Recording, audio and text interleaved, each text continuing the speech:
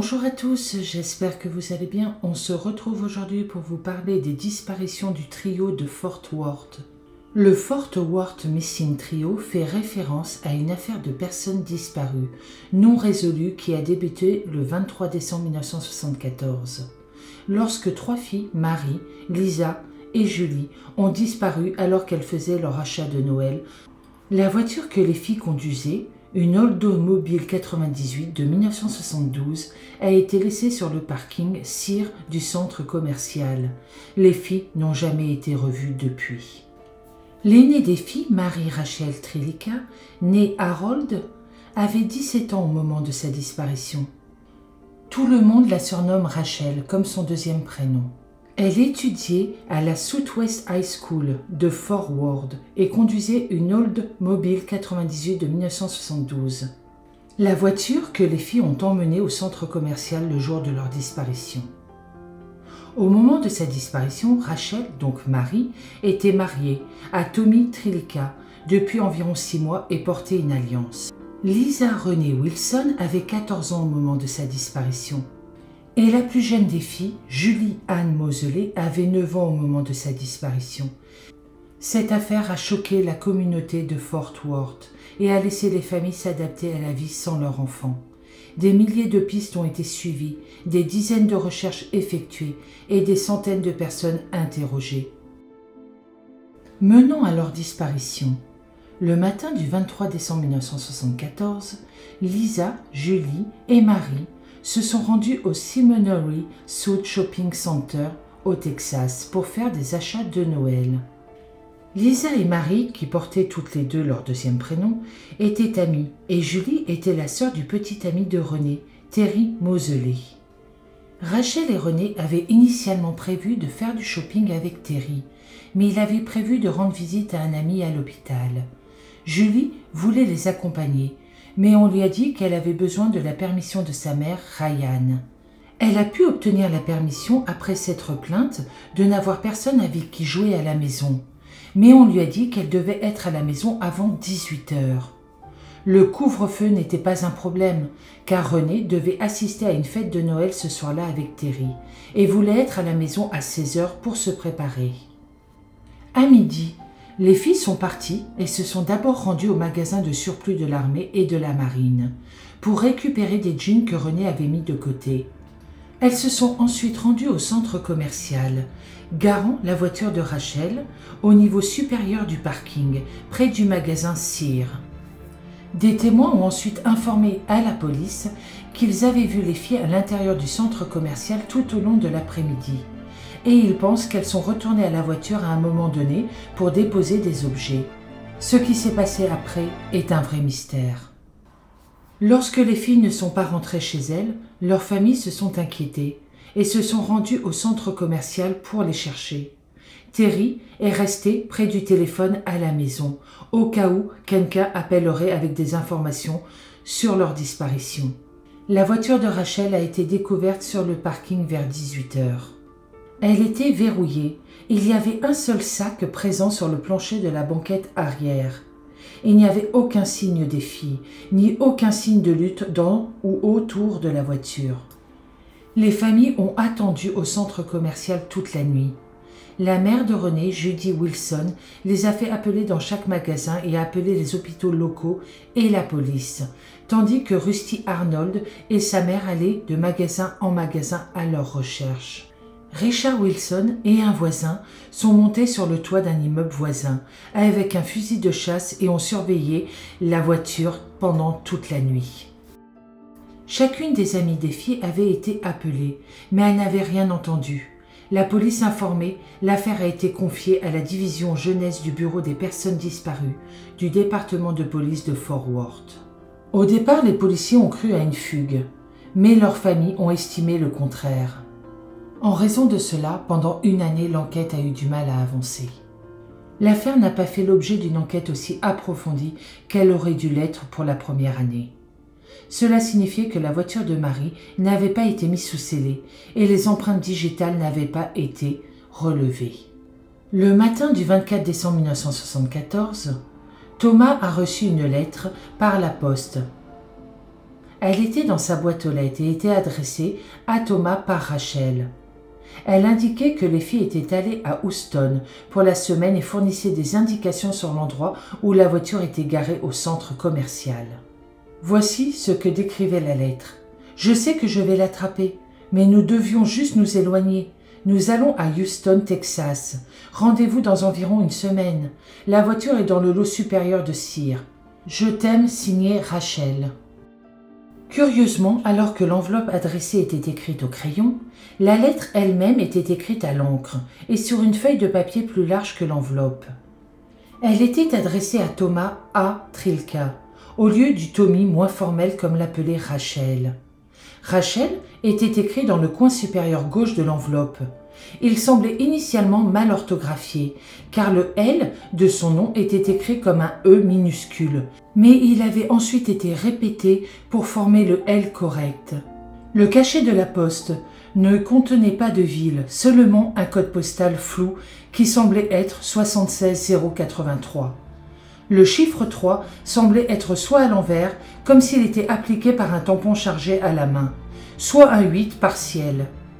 On suppose que le code postal devait être 76038, Eliasville, ou 76088, qui vient de Waterford.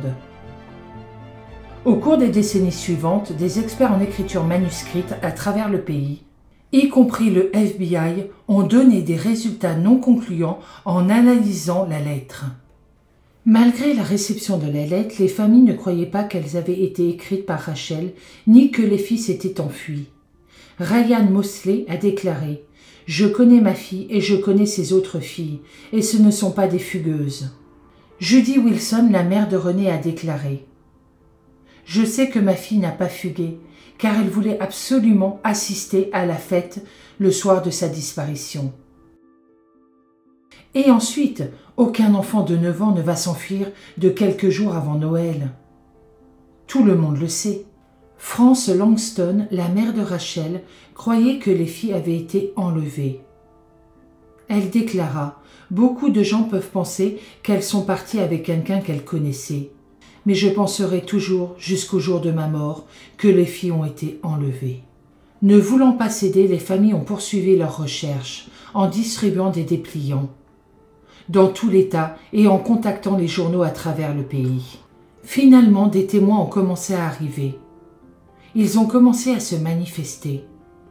Au début de 1975, un jeune homme prétendant être une connaissance de Rachel s'est avancé et affirmé avoir vu les 3 filles dans le rayon des disques d'un magasin à l'intérieur du centre commercial, juste avant qu'elles ne disparaissent.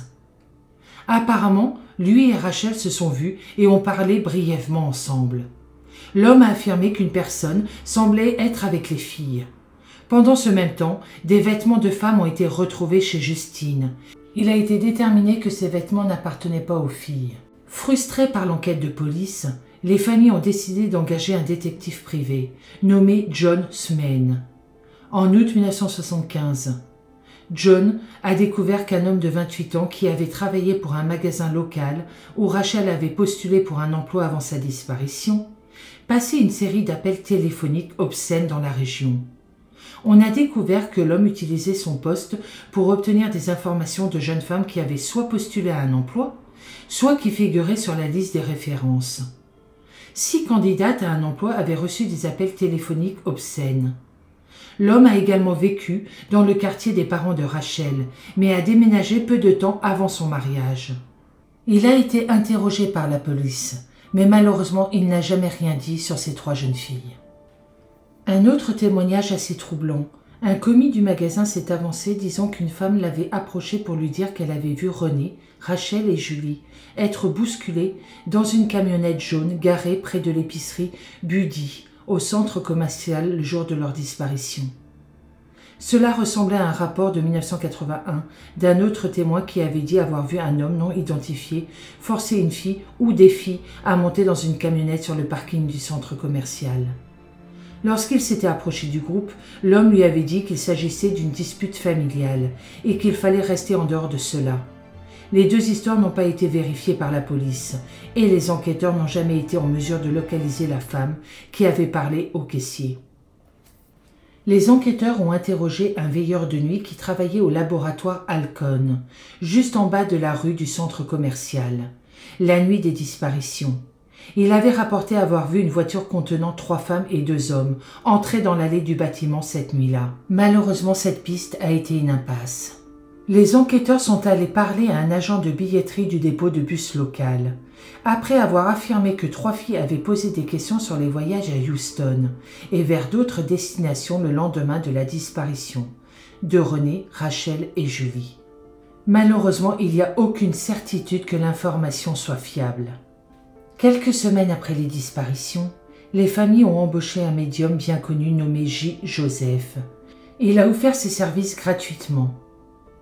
Il leur a dit qu'il avait le sens que quelque chose n'allait pas avec la lettre prétendument envoyée par Rachel et qu'il avait le sentiment que le trio était parti vers le nord vers Oklahoma ou l'Illinois. Il a également déclaré qu'elles étaient retenues contre leur gré par 3 ou 5 personnes. En 1975, un homme prétendant être une connaissance de Rachel s'est présenté pour dire qu'il avait vu les 3 filles dans un magasin de disques du centre commercial quelques heures avant leur disparition. Il avait remarqué un autre individu avec le groupe, et lui et Marie avaient parlé brièvement ensemble. Les familles ont embauché l'enquêteur privé John Smain en 1975 en raison de leur frustration face à la façon dont la police menait l'enquête. Il a convoqué de nombreuses conférences de presse et forcé les enquêteurs à lui permettre d'accéder au dossier.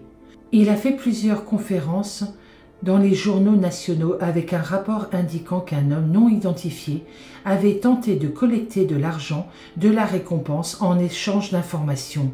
Malheureusement, ces informations étaient fausses sur le sort des filles.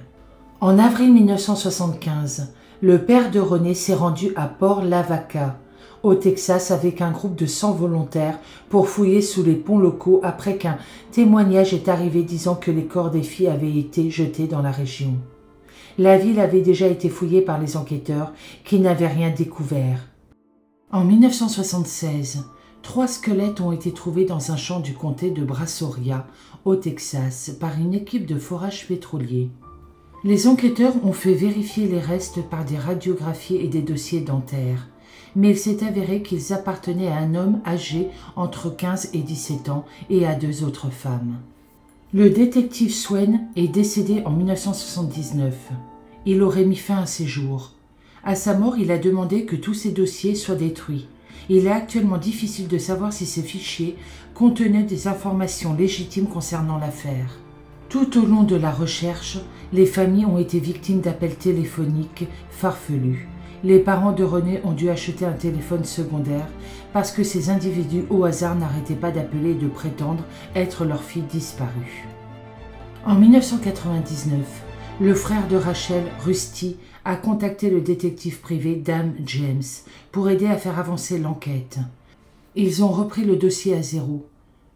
Ils ont réentendu les témoins qui avaient prétendu avoir vu Rachel et René dans les magasins et dans une station-service dans les jours qui ont suivi leur disparition.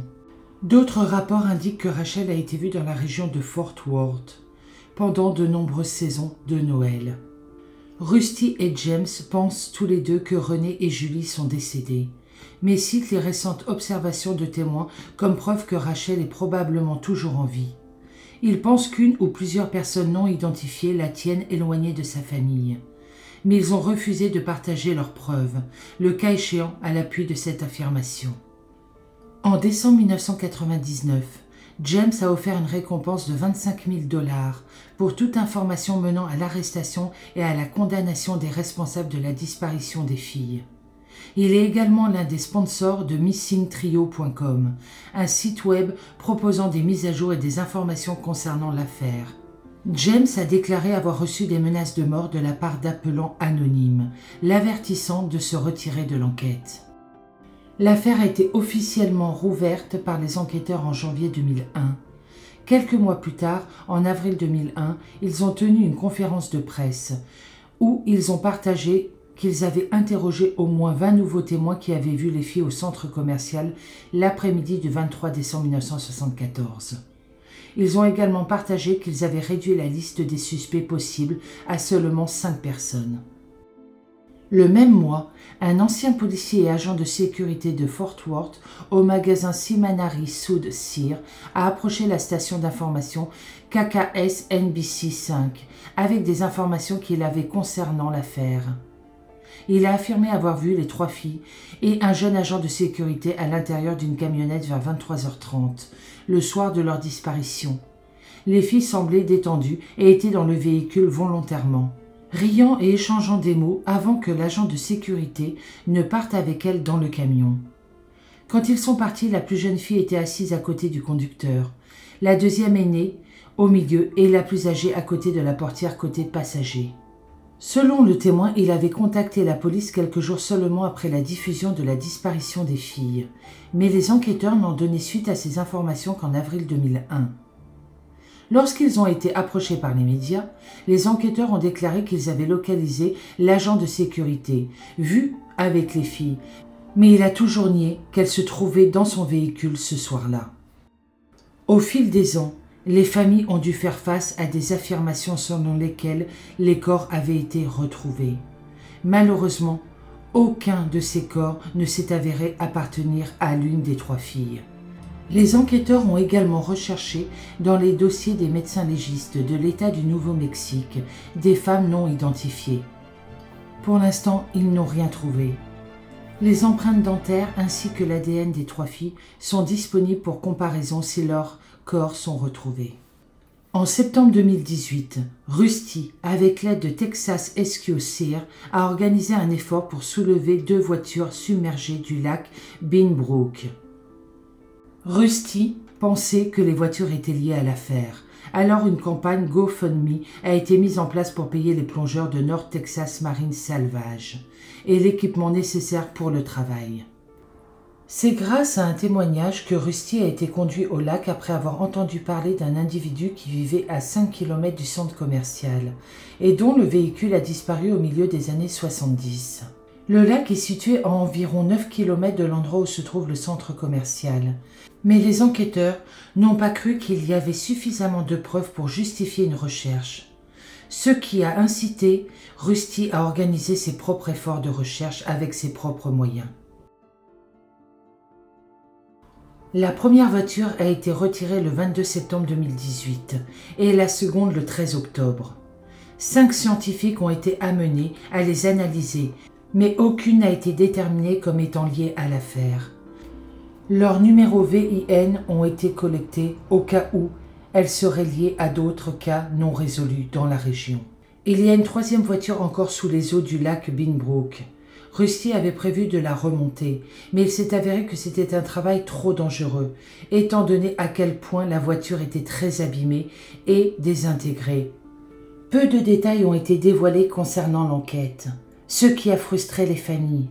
Richard Wilson prétend avoir menti sur les recherches potentielles dans l'affaire. Dans une histoire transmise à FWW Wilkie, il a déclaré que des officiers lui avaient dit qu'ils allaient enquêter sur une piste selon laquelle les corps du trio se trouvaient au fond d'un puits à Aledo, au Texas. Richard a décidé de les suivre et les a suivis jusqu'à un café parisien sur le Near South Side, avant de retourner à la gare et d'appeler la famille pour dire que rien n'avait été retrouvé. Il ne s'était jamais rendu à l'emplacement du puits ce jour-là. Des milliers de pistes ont été étudiées et des dizaines de recherches effectuées au cours de l'enquête.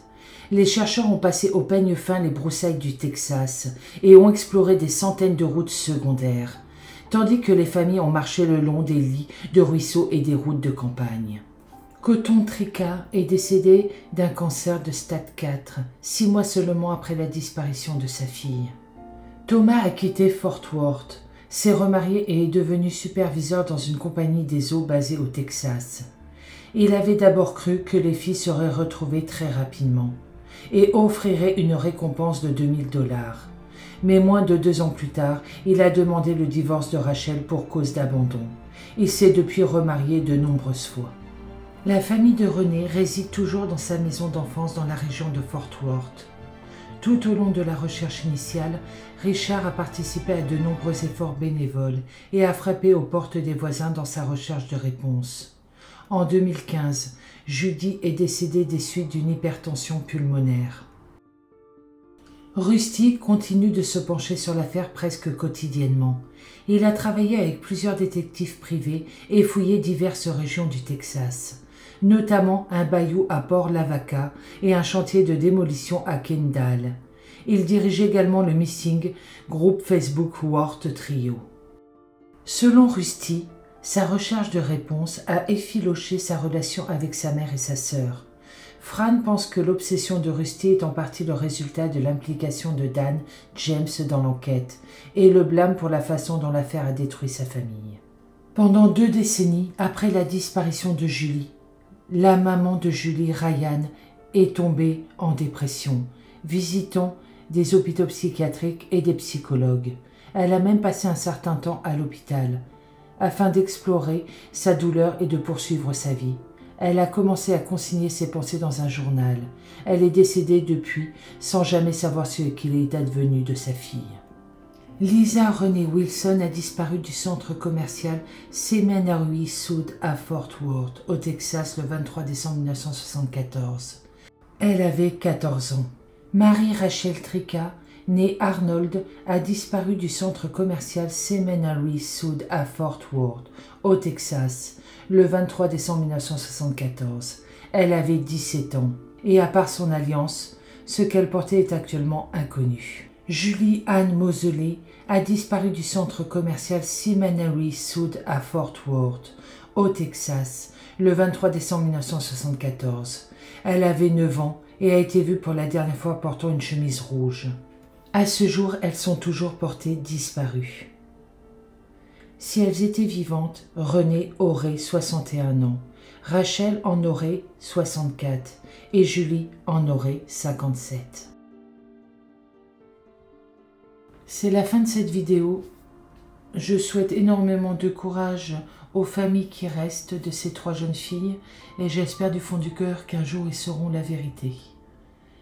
Pour ma part, je vous souhaite une très bonne journée. Je vous dis à bientôt dans une prochaine vidéo et surtout prenez soin de vous.